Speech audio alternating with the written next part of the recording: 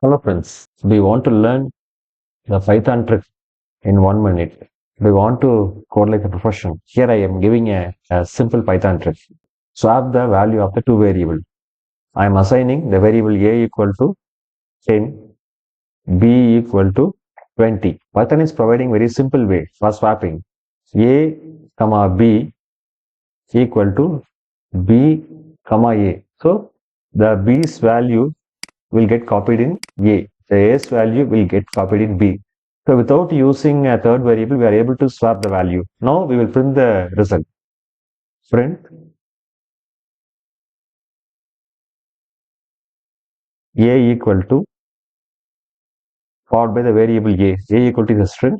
Likewise, print B equal to comma B.